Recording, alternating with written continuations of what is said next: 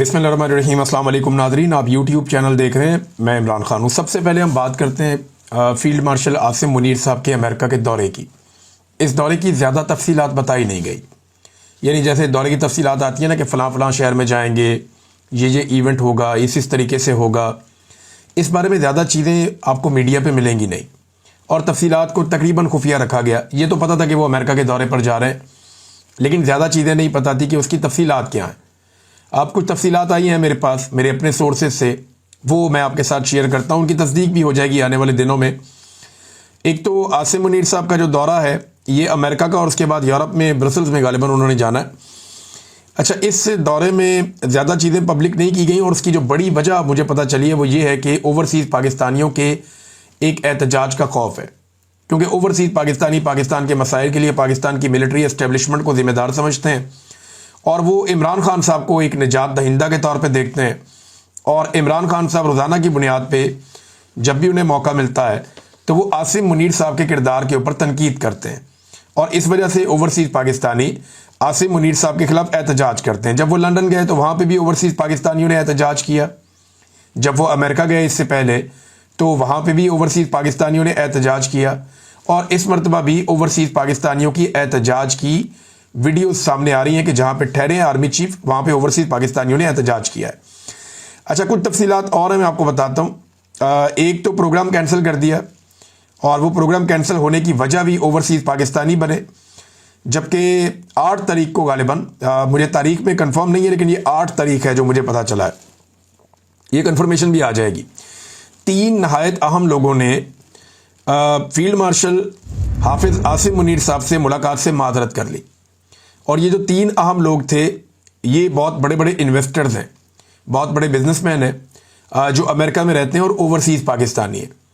तो पाकिस्तान की एम्बेसी ने बड़ी मेहनत की थी, बड़ा इसरार किया था, और एस्टेब्लिशमेंट ने इसके ऊपर पूरी कोशिश की थी कि किसी तरह आसिम मुनीर साहब की इन लोगों से मुलाकात करवाई जाए।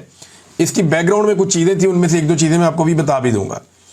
तो मुलाकात करने की कोशिश की, लेकिन उनमें जो 3 अहम तरीन लोग थे उन्होंने इन मुलाकातों से माजरत कर ली। उनमें से 2 लोगों ने जो बहाना बनाया वो ये है कि हम इस तारीख को कहीं सफ़र पर जा रहे हैं, हम ट्रैवल कर रहे हैं, तो इसकी वजह से हम आर्मी चीफ से मुलाकात नहीं कर पाएंगे।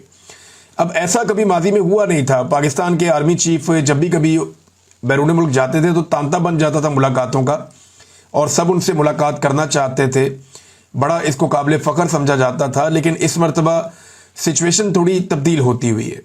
अब ये बड़े बड़े इन्वेस्टर्स हैं, और कोशिश ये है पाकिस्तान की कि इन्वेस्टमेंट पाकिस्तान में लाई जाए, और यही आसिम मुनीर साहब का एक प्रोजेक्ट भी है SIFC, उसके ज़रिए भी वो कोशिश करते हैं कि इन्वेस्टमेंट पाकिस्तान में आए।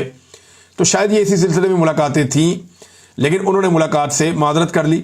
इनकार मैं इसलिए वर्ड यूज़ नहीं कर रहा कि इस लेवल पर माजरत ही होती है कि I am sorry, I am travelling, I am not available, और आप कोई बहाना कर लेते हैं। अब डायरेक्टली आप ये नहीं कह सकते कि मैं मिलना नहीं चाहता। तो 2 लोगों ने तो ये बहाना बनाया कि हम कहीं ट्रैवल कर रहे हैं, और मैंने ये कंफर्मेशन वहाँ से ली तो वो लोग वहीं मौजूद थे, और एक को तो एक ऐनी शाहिद ने देखा भी है कि वो वहीं पे थे, लेकिन उन्होंने वो मुलाकात ना करने का एक बहाना बनाया था। अच्छा, इन तीनों में से एक शख्स से रब्ता किया गया पाकिस्तान की एस्टेब्लिशमेंट की जानिब से, जो पाकिस्तान की एम्बेसी से मुंसलिक है, और DHA से इनका रब्ता करवाया गया आज से कुछ अर्सा पहले। और उसमें इनको जो ऑफ़र किया गया फाइनली वो ये है कि आप 400 से 500 प्लॉट DHA आपको बड़े लो रेट के ऊपर दे देगा। आप हमारे साथ एग्रीमेंट कर लें, हम आपको बहुत कम प्राइस के ऊपर 400 से 500 प्लॉट DHA के देते हैं, और आपकी एक क्रेडिबिलिटी है, आप एक इन्वेस्टर हैं, तो आप ओवरसीज़ पाकिस्तानियों में ये वाले प्लॉट बिकवा दें। एक एग्रीमेंट कर ले हमारे साथ, एक मखसूस रकम आप जमा करवा दें, बाउंड हो जाए, और ये 400-500 प्लॉट आप DHA के बेचें अमेरिका में ओवरसीज़ पाकिस्तानियों को, और वो जैसे जैसे पैसे आएंगे तो वो आप हमें अदा करें, और जो पैसे आपने कमाने आप इसमें से कमा लें। अब देखें, ओवरसीज़ पाकिस्तानी DHA के प्लॉट्स के अंदर भी दिलचस्पी नहीं ले रहे। मलिक रियाद वाला फड्डा भी यही है कि मलिक रियाद एक बहुत बड़े मार्केटिंग एक्सपर्ट है, उनके बाद एक बड़ी ज़बरदस्त टीम थी, और DHA को कभी ज़्यादा काम करना नहीं पड़ा। पाकिस्तान में जो भी इन्वेस्टमेंट आती थी उसमें एक बड़ा हिस्सा DHA को मिल जाता था, ख़ासतौर पर ओवरसीज़ पाकिस्तानियों को। अभी भी एक इश्तिहार मार्केट में आया हुआ है, माजी में ये चीज़ें नहीं करनी पड़ी। DHA तो बड़े नखरे के साथ अपनी प्रॉपर्टी देते थे, क्योंकि वहाँ बहुत ज़्यादा सहूलतें, बहुत सारी चीज़ें थीं, तमाम चीज़ें फटाफट बन जाती थी, इख्तियारात बहुत ज़्यादा हैं, कोई मुकाबला करने वाला नहीं है ज़मीन का एक्वायर करना उनके लिए कोई प्रॉब्लम नहीं होता, चीज़ों को कंट्रोल करना कोई प्रॉब्लम नहीं होता। पाकिस्तान का सबसे ताकतवर इदारा उसको चलाता है और ओन करता है, तो फिर डीएचए जो है उसके साथ बाकी लोगों का मुकाबला करना मुश्किल होता है। तो उन्हें कोई बहुत बड़ी मार्केटिंग स्ट्रेटजी बनानी नहीं पड़ी। वजह यह है कि उनका हॉट केक की तरह माल बिकता था। अब माल बिकता नहीं है, यहाँ पे इश्तिहारात वगैरह लगे हुए हैं कि DHA Pakistan the number 1 housing choice for overseas Pakistanis, और इसमें कुछ लोग हैं जो इस बिजनेस से मुंसलिक हैं, उन्होंने ये ऐड लगाए हैं कि why overseas Pakistanis choose DHA, कि जो पाकिस्तानी ओवरसीज हैं वो डीएचए को ही क्यों मुंतखब करते हैं। सिक्योरिटी एंड ट्रस्ट, या एतमाद और सिक्योरिटी है, वर्ल्ड क्लास एमिनिटीज़ यानी बेहतरीन सहूलियात हैं, पार्क्स हैं, क्लब्स हैं, सिनेमाज हैं, हॉस्पिटल्स हैं, इंटरनेशनल स्कूल्स हैं, स्पोर्ट्स कम्प्लेक्सेस हैं और लाइब्रेरीज वगैरह सब कुछ है। प्राइम लोकेशन हैं, बेहतरीन पाकिस्तान की लोकेशन हैं, जो बेहतरीन बड़े प्लॉट्स हैं वहाँ पे डीएचए बना हुआ है और इसके लिए जगह खाली करवा ली जाती है। बड़ी बड़ी ज़राई ज़मीन जो है वो बाकी रेजिडेंशियल सोसाइटियाँ भी खा रही हैं और डीएचए भी खा रही है। इस हमाम में सारे नंगे हैं। हाई कैपिटल गेन्स, यानी आपको मुनाफा भी बहुत होता है, और इजी ओवरसीज इन्वेस्टमेंट, ओवरसीज बड़े आराम से इसमें इन्वेस्टमेंट करते हैं। ये चीज़ें उसमें बताई गई थी। तो चलिए, ये तो इश्तिहार मैंने पढ़ के सुना दिया, डीएचए का भी फायदा हो जाएगा। लेकिन फिलहाल वहाँ पे कारोबार ठप हुआ है, यानी ओवरऑल पाकिस्तान का कारोबार ठप है, तो यहाँ पे भी कारोबार ठप हुआ है और डीएचए के प्लॉट नहीं बिक रहे। मुझे 2022 में रिजीम चेंज ऑपरेशन के बाद मेरे एक दोस्त हैं जो डीएचए लाहौर में काम करते थे, डीएचए के ऑफिस में। उन्होंने कहा, इमरान साहब सुबह से लेकर शाम तक हमें टाइम ही नहीं मिलता था, इतनी फाइलें ट्रांसफ़र होती थी। डीएचए में इतना ज़्यादा खरीदो फरोख्त का कारोबार था कि हम लोग बहुत बिजी रहते थे। हमारा पूरा जो एक शोबा है जो इस ट्रांसफ़र के मामला को देखता है, वो सर खुजाने का टाइम नहीं होता था। तो सुबह से लेकर अब 2 बजे का टाइम हो गया, सिर्फ एक हमने ट्रांसफ़र किया है। ये उन्होंने मुझे बताया 2022 में। ये बहुत बड़ा धचका है, क्योंकि जब भी एक प्लॉट ट्रांसफ़र होता है तो एक अच्छी खासी रकम जो है वो अथॉरिटी को भी मिलती है, लेकिन वो सिलसिला रुका हुआ था। तो अब ये 500 प्लॉट ऑफर किए गए थे, 400 से 500 के आप ये ले लें, लेकिन वो ओवरसीज पाकिस्तानी ने ये कहा जी कि आप, मैं माजरत चाहता हूं, अभी मैं इस पे काम नहीं कर सकता। अब ये तो सिचुएशन मैंने आपको बताई कि चीज़ें जो हैं वो नाकामी की तरफ जा रही हैं। मैं आगे चल के आपको बताता हूं कि नाकामी क्या है, उसके लिए जिम्मेदार कौन है। लेकिन जो बड़ा फड्डा पड़ा हुआ है वो है मामला आसिफ मुनीर साहब की एक्सटेंशन का वक्त करीब आते आते एक टेंशन का माहौल पाकिस्तान में बन गया है। अब देखें ना, PMLN के ऊपर, या जो एस्टेब्लिशमेंट की चहीती पॉलिटिकल पार्टी जिसको 17 नशिस्तों से उठाकर 2/3 अक्सरियत दिलवाई गई है, अचानक से उसके और उसके कीमती ब्यूरोक्रेट्स के ऊपर करप्शन के मामला आ रहे हैं, खबरें निकाली जा रही हैं। सबसे पहले मरीम नवाज की खबर निकलती है कि 10 खरब की एक बेज़ाब्तियाँ और बेकायदगियाँ हैं, यहाँ पे ये खांचा खुल जाता है। उसके बाद पता चलता है जी कि जो सुथरा पंजाब है उसके अंदर अरबों रुपए जो है वो कहाँ गए, किसी को कुछ पता ही नहीं, उसका एहतसाब होना चाहिए। फिर ब्यूरोक्रेसी के ऊपर डंडा चलना शुरू हो जाता है। तो मल्टीपल चीज़ें साथ साथ हो रही हैं और इनको हवा भी दी जा रही है। दूसरी जानिब जो है वो वहाँ से भी कुछ सख्तियाँ हो रही हैं। तो मामला है क्या? देखिए, जब भी कभी एक आर्मी चीफ की एक्सटेंशन का टाइम आता है ना, तो मुल्क में एक टेंशन क्रिएट हो जाती है, ये ऑब्वियस है। जो एक्सटेंशन वाला साल होता है या रिटायरमेंट वाला साल होता है, उस साल ये चीज़ें होती हैं। अब 2025 जो है वो आर्मी चीफ की तब्दीली का साल है उसूलन नवंबर में। लेकिन क्या ये तब्दीली होगी या एक्सटेंशन होगी, ये फैसला अभी हम नहीं कर सकते। हम इस पर बात तो कर सकते हैं, लेकिन हम नहीं जानते कि क्या होगा। लेकिन इस साल में टेंशन हुकूमत और एस्टेब्लिशमेंट में क्रिएट होना एक फितरी और एक नॉर्मल बात है, क्योंकि कोई भी इस ओहदे को छोड़कर जाना नहीं चाहता। मैंने तो अपनी ज़िंदगी में जितने भी आर्मी चीफ देखे हैं वो सारे इस ओहदे के ऊपर रहना चाहते थे। कोई भी इस ओहदे को छोड़कर जाने पर तैयार नहीं था।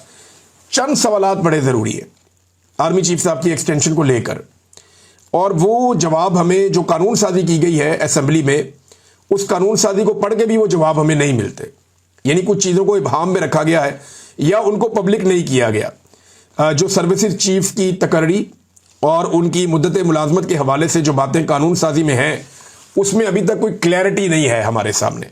तो जो सवालात हैं उनमें एक बड़ा सवाल यह है कि आर्मी चीफ या सर्विसेज चीफ की मुद्दत मुलाजमत 5 साल हो चुकी है या अभी होनी है। मैं इसलिए कह रहा हूं कि कानून तो बनाया 1 साल पहले, आर्मी चीफ को आए हुए हो गए हैं 2.5 साल। तो जो पिछली तैनाती है, क्या उसके ऊपर भी ये कानून असरअंदाज होगा, या आइंदा से आने वाला हर आर्मी चीफ या सर्विसेज चीफ जो है वो 5 साल की मुद्दत इंजॉय करेगा, या पीछे वाला भी इंजॉय करेगा? इसके बारे में क्लैरिटी नहीं है। अब अमूमन जो है वो माजी से इतलाक नहीं होता कानून साजियों का, वो आइंदा से होता है कि अगली तकर्री से हम ये तय कर रहे हैं कि जो भी आएगा वो 5 साल तक रहेगा। दूसरा सवाल ये है कि क्या आर्मी चीफ को 3 साल जो है वो 3 साल को 5 साल किया जाएगा या 3 साल मुकम्मल होने पर नए 5 साल मिलेंगे। ये बहुत अहम है। देखिए, अगर ये आर्मी चीफ पिछली मुद्दत मुलाजमत मुकम्मल करते हुए 29 नवंबर को रिटायर हो जाते हैं, हालांकि इनकी जो मुद्दत है वो 25 नवंबर को गालिबन वो पूरी हो जाती है, क्योंकि उससे पहले रिटायर हो गए थे तो रिटेन करके इनको आर्मी चीफ बनाया गया। दोबारा समरी भी मंगवाई गई ताकि इनका नाम शामिल हो, आसिम मुनीर साहब का। तो इसको ज़रा थोड़ा सा आप गौर करें कि अगर 29 को फ़र्ज़ कर दें वो रिटायर होते हैं और एक और एक्सटेंशन मिलती है तो वो 5 साल की होगी, तो 3 ये हो गए और 5 अगले हो गए, 8 साल तो हो गए सीधे। लेकिन अगर ये कहा जाता है कि हमने क्योंकि जो 5 साल कर दिया था वो आसिम मुनीर साहब के लिए वो अप्लाई हो सकता है, तो 3 साल प्लस 2 साल और ये 5 साल फिर ऐसे होगा। और अगर ये एक नया आर्मी चीफ लेकर आ जाते हैं, जिसके इम्कानात भी हैं कि ये आर्मी चीफ रिटायर हो जाते हैं, एक नया आर्मी चीफ आ जाता है नवंबर में, तो अगर वो आता है तो वो 5 साल के लिए आएगा या 3 साल के लिए आएगा। क्या ये मामला अदालत में चैलेंज होगा? ये है जनाब सवालात। अब तीसरा सवाल ये खड़ा होता है कि क्या ये कानून साजी अदालत में चैलेंज हो सकती है? तो देखें, 26वीं आईनी तरमीम आई इसलिए थी कि अदालतों को कंट्रोल किया जा सके, और कोई कानून साजी या कोई चीज़ अगर अदालत में चैलेंज हो तो आईनी अदालत मौजूद हो जिससे मर्जी का फैसला लिया जा सके, तो वो मौजूद है। क्या नवाज शरीफ फील्ड मार्शल आसिम मुनीर को मजीद एक्सटेंशन देंगे? ये है जी सबसे इंपॉर्टेंट क्वेश्चन। नवाज शरीफ साहब के बहुत सारे शिकवे और शिकायतें भी हैं। लंदन प्लान जिसका जिक्र इमरान खान साहब भी करते थे, पीटीआई के लोग भी करते हैं, उनका ये कहना है कि जो लंदन प्लान है उसमें यह तय पा गया था कि नवाज शरीफ को बनाया जाएगा वजीर आजम। अब उनको तो नहीं बनाया गया, बल्कि सबको लास्टिक की शलवार पहनाई गई, तो नवाज शरीफ को वो भी नहीं किया गया। उनकी शलवार में ना लास्टिक डाला गया ना नाला डाला गया, उनको बीच में लटका दिया गया। जो यास्मीन राशिद वाली सीट है वो तो सबसे खौफनाक किस्म की धांधली है, और वो तो ओपन है, यानी उसको जानबूझकर ऐसा रखा गया कि जब दिल करे नवाज शरीफ साहब का बाजू मरोड़ दें। तो फैज़ हमीद को अभी तक सजा नहीं हुई, मियाँ साहब की मकबूलियत भी बढ़ गई, यानी मियाँ साहब को वज़ीर आज़म बनाना था, वज़ीर आज़म बनाना तो दरकिनार, उनकी जो अपनी मकबूलियत थी वो भी बढ़ गई। और एक सियासतदान जो है वो मकबूलियत उसके लिए बहुत इंपॉर्टेंस रखती है, उसको इस बात पर बड़ा जोम होता है कि लोग मेरे साथ खड़े हैं, पाकिस्तानी मेरे साथ हैं, मेरे मुल्क के लोग मेरे से प्यार करते हैं। लेकिन मियाँ साहब ने ये सारी चीज़ें खो दी और वो उसके लिए रिस्पॉन्सिबल समझते हैं एस्टेब्लिशमेंट को। और आसिम मुनीर साहब ने क्या उनकी ख्वाहिशात पूरी की हैं? तो मियाँ साहब के शिकवे शिकायतें भी हैं। इस हवाले से एक ट्वीट है जो शाहीन सहबाई साहब ने दावा करके की है, मैं एज इट इज आपको पढ़ के सुना दूंगा। क्या अमेरिका को खुश किया जा सकेगा? ये एक और बड़ा सवाल है, मैंने आखिर में रखा है, लेकिन ये सबसे इंपॉर्टेंट है। बड़ी सख्त डिमांड है अमेरिका की, और इसराइल को तस्लीम करना जो है बहुत बड़ा एक चैलेंज है कि इसराइल को क्या पाकिस्तान तस्लीम कर सकेगा, क्योंकि डोनाल्ड ट्रंप की एक बड़ी जो डिमांड है पाकिस्तान से, वो ये चाहता है कि पाकिस्तान इसराइल को तस्लीम करे। और डोनाल्ड ट्रंप की शख्सियत ऐसी है कि वो ज़्यादा इंतज़ार करने वाला आदमी भी नहीं है। आखिर में आपको एक बात बताता हूँ कि नवाज शरीफ ये अच्छी तरह जानते हैं कि उनके हाथ में अगर कोई हथियार है तो वो नवंबर तक है, उसके बाद मियाँ साहब निहत्थे हो जाएंगे और फिर तमाम तर जो है वो ताकत वो दूसरी तरफ चली जाएगी, एस्टेब्लिशमेंट के पास चली जाएगी, और जितने फेलियर हैं वो सारे सियासतदानों पे डाल दिए जाएंगे। अब मैं आपको बताता हूं कि मईशत के हवाले से हुकूमत भी नाकाम हुई है और एस्टेब्लिशमेंट भी नाकाम हुई है। आर्मी चीफ का अपना प्रोजेक्ट जो SIFC है वो बुरी तरह नाकाम हुआ है। वो कहते थे सैकड़ों अरब की ये इन्वेस्टमेंट पाकिस्तान में लेकर आएंगे, लेकिन चंद अरब की इन्वेस्टमेंट भी हमने पाकिस्तान में आती हुई नहीं देखी। हालांकि ये हुआ कि पाकिस्तान से पाकिस्तानी भी मुल्क छोड़कर चले गए और बहुत सारे लोग अपनी इन्वेस्टमेंट भी पाकिस्तान से निकालकर चले गए, बल्कि बैनुल अक़वामी कंपनियां जो पाकिस्तान में काम कर रही थी वो अपने प्रोजेक्ट बंद करके जाने लगी। तो पाकिस्तान से सरमाया अंदर आने की बजाय SIFC बनने के बाद सरमाया पाकिस्तान से बाहर गया। कर्जे के ऊपर ये मुल्क चल रहा है और कर्जे के पैसे अपने हमने रखे हुए कौमी खजाने के अंदर भी। अब हो ये रहा है कि SIFC भी नाकाम हो गया, जबकि उड़ान पाकिस्तान का जो हुकूमत का मनसूबा है वो भी नाकाम हो गया। अब ये दोनों एक दूसरे को जिम्मेदार समझते हैं मईशत की तबाही के लिए और एक दूसरे से बुग्ज भी रखते हैं, ये बात बड़ी क्लियर है। लेकिन इन दोनों के इकट्ठे होने के पीछे एक वजह जो है इमरान खान है, कैदी नंबर 804। इन दोनों को लगता है कि वो हम दोनों से ताकतवर है, अगर हम अलग अलग हुए तो वो हम दोनों को मारेगा, हम जब तक इकट्ठे रहेंगे हमारा इसमें सर्वाइवल है। यही एक चीज इन्हें इकट्ठा रखे हुए है। इदारे में यह सोच है कि इन बेशर्मों की वजह से हमने अपनी इज्जत गंवा ली, हमने अवाम के अंदर अपनी बेइज्जती करवा ली, लेकिन इनसे डिलीवर नहीं हुआ, ये मुल्क को ठीक ही नहीं कर सके। दूसरी तरफ सियासतदान ये समझते हैं जब ये सारे फैसले एस्टेब्लिशमेंट ने करने हैं और हर चीज पे उनका कंट्रोल होना है, हर इदारे में लाके उन्होंने अपना बंदा बिठाना, और वो भी चुप करके कहते हैं बिठाओ जी बिठाओ, इधर भी बिठाओ, इधर भी बिठाओ, इनके खाते में डालो। वो कहते हैं जब सारा कुछ इन्होंने करना है तो फिर बदनामी भी इनकी होनी चाहिए, हम इनके खाते डालेंगे। तो अब ये जो फेलियर है ये दोनों लोग एक दूसरे के ऊपर डाल रहे हैं और बार बार डाल रहे हैं। शाहीन सहबाई साहब का ट्वीट यहां पे पढ़ना बहुत जरूरी है, मैं आपके सामने रखता हूं। उन्होंने कहा, खुफिया रिकॉर्डिंग की गूंज, इस्लामाबाद के ऐवानों में कुछ नई खुफिया बातों की रिकॉर्डिंग के बड़े चर्चे हैं।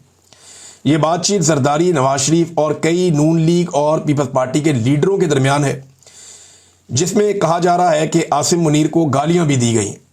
फौज समझती है कि नवाज और जरदारी किसी भी वक्त एस्टेब्लिशमेंट के खिलाफ खड़े हो सकते हैं और नवंबर में नए नोटिफिकेशन पर गौर हो रहा है, यानी आर्मी चीफ को तब्दील किया जा सकता है। लोग कह रहे हैं कि आसिम मुनीर ने इन सियासतदानों के कान और हाथ मरोड़ने के लिए उनकी मीटिंग की रिकॉर्डिंग हासिल कर ली। एक दीवार ने कानों से सुना कि एक अहम शख्सियत, जो हो सकता है शहबाज शरीफ या मरियम हो, इन्हें कुछ हिस्सा सुनवा भी दिया गया है, यानी अपनी नौकरी के लिए सबकी ऐसी तैसी करने को तैयार हैं। ये जनाब शाहीन सहबाई साहब की ट्वीट है और ये पूरा एक नया सिनेरियो जो है उसको बिल्डअप कर रहे हैं। आसिम मुनीर साहब का एक स्टेटमेंट है, बड़ा इंपॉर्टेंट स्टेटमेंट है फील्ड मार्शल का। मैंने siyaasat.pk पे ये स्टेटमेंट पढ़ा और मुझे बड़ी खुशगवार हैरत हुई ये स्टेटमेंट पढ़ने के बाद। उन्होंने कहा कि आईन को ना मानने वालों को हम पाकिस्तानी नहीं मानते। ये फील्ड मार्शल आसिम मुनीर साहब ने कहा कि आईन को ना मानने वालों को हम पाकिस्तानी नहीं मानते। हम भी नहीं मानते, मानना भी नहीं चाहिए, लेकिन क्या हमने ये गौर किया कि आईन किसने तोड़ा और कौन कौन है जिसने आईन को नहीं माना? तो आसिम मुनीर साहब कह रहे हैं कि परवेज मुशर्रफ, ज़ियाउल हक, याया खान, अयूब खान, जनरल फैज हमीद और जनरल बाजवा, इन लोगों ने तो आईन की धज्जियां उड़ाई हैं। ये दो ने तो रिसेंटली उड़ाई हैं, दोनों जिंदा हैं, और बाकी 4 डिक्टेटर जो है फौत हो गए। तो अगर आप इन्हें पाकिस्तानी नहीं मानते तो फिर ये मिलिट्री के जनरल कैसे हो सकते हैं? इनके पास एजाजात कैसे हो सकते हैं? तो इनकी कब्रों का ट्रायल होना चाहिए।